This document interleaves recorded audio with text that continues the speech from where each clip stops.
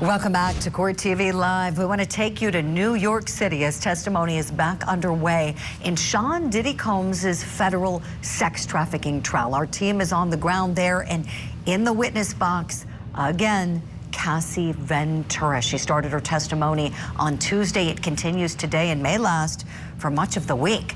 Let's get you the very latest and take you outside of the courthouse where we find Court TV legal correspondent Kelly Craft standing by for us. Kelly, good to see you this morning. Tell us a little bit about what we can expect for this morning and this afternoon in that courtroom.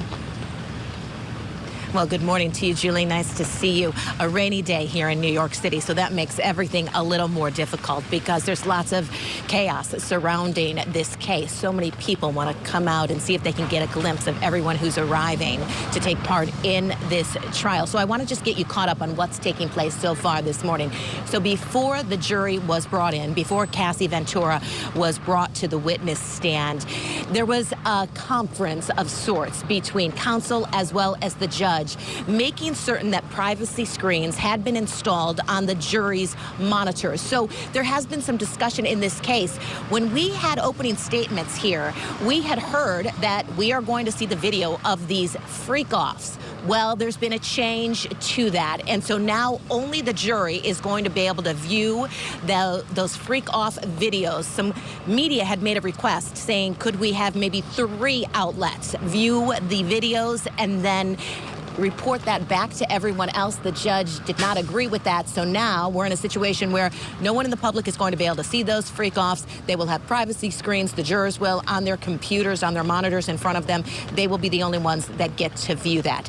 The direct examination has begun already this morning. So this is a continuation of yesterday of Cassie Ventura, the government's star witness. Some of the things that have been discussed already this morning in regard to that video, that terrible video at the Intercontinental Hotel in Los Angeles, California, in which Sean Diddy Combs is seen dragging Cassie across the floor. She was asked why she didn't fight back.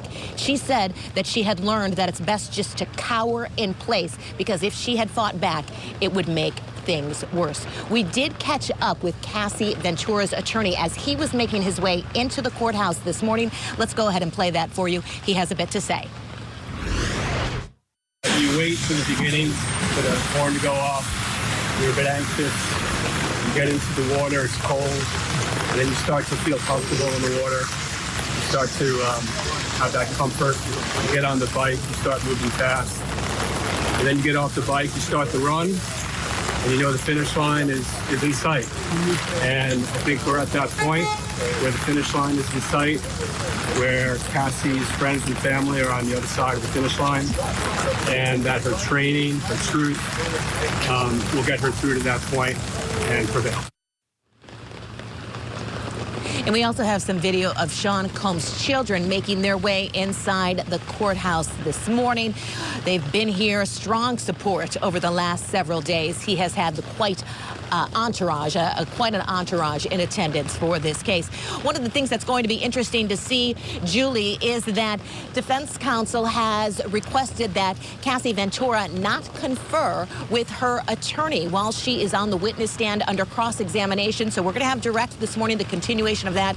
Then we expect to have cross-examination, which is going to be intense later on this afternoon. Defense counsel has made a request for her not to be able to confer with her attorney. An interesting request because clients usually are able to confer with their attorney. We're going to have to see what the judge says on that one, Julie. Boy, so much great information you're giving us. Kelly Craft, thank you so much for all of that reporting. I know that you need to get back into the courtroom and to give us more coverage later today, so we'll look forward to more of your reporting. And as a huge day, as you have noted, with Cassie back on the stand and potentially the start of that cross this afternoon. Kelly Craft, thank you so much. Let's bring in our legal analyst guest now to talk more about everything we just learned. Criminal defense attorney and former prosecutor Franz Borghardt standing by for us. Franz, wow, let's start with Cassie and the request from Diddy's legal team to not allow her to confer with her civil lawyer, Douglas Wigdor, who we saw in that quick little clip outside of the courthouse. Your thoughts on that? So in a criminal proceeding, I'm not sure she has the right to confer with her civil attorney. Now, she does have a right in a proceeding, in any proceeding, Julie, as you know, to confer with counsel if she is going to incriminate herself. She can exercise her right against self-incrimination, but generally, you don't get to just confer with your lawyer at willy-nilly. And look, she is the federal government's witness. So the same works with, she doesn't get to confer with the prosecutor. In for a penny, in for a pound, she is testifying against the defendant. She has to live by the sword and die by the sword. And candidly, I don't know why she would need to confer with her attorney at this point. Excellent points. Franz, I love it. That was perfect professor mode you went into for us with that explainer. Thank you. So I suppose we'll just see if there is any issue, as you noted, where she could be concerned with some type of incrimination. As you said, what possibly could that be? But if there is, I would suspect they would take it up at sidebar and then deal with it accordingly. So that being said, I want to back up a little bit, as we know that piece of video evidence that already came in, the hotel beating video, has been admitted. And soon the jury's going to start to see some video of the freak-offs. You heard Kelly's reporting about how the judge has said members of the media will not see them. Your thoughts on that ruling, Franz? I think that that's the right ruling. I don't know that we need to see that. I don't know that the media needs to see it. I think the descriptions will be sufficient. I think this is a instance of the victims have rights, and the victims have a right to not have this broadcasted. So I think it's the right ruling. And look, if I'm either side, I don't want everybody seeing this. So it's a good thing. I think this is a good ruling.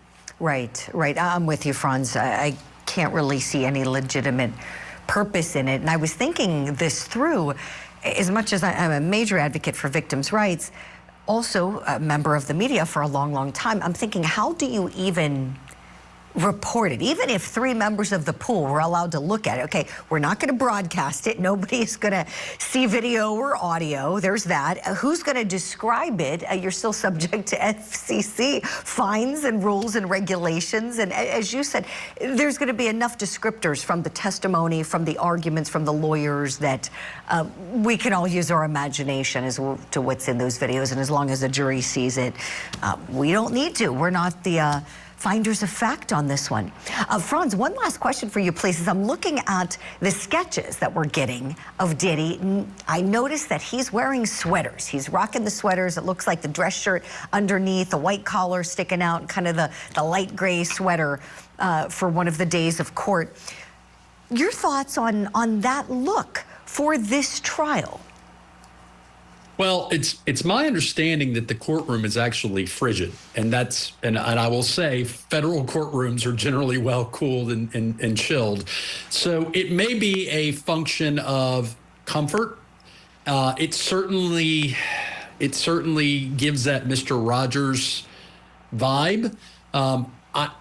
Look, he's in a lose-lose situation, Julie. If he wears a suit, everybody's going to say, "Oh, this is just the mega mogul dressing to impress." If he wears a sweater, people are going to be like, "Why aren't you wearing a suit?"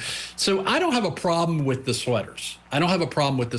I think that the key is he needs to not be a distraction. And if the sweaters make him not a distraction to the jury, that's a win for the defense.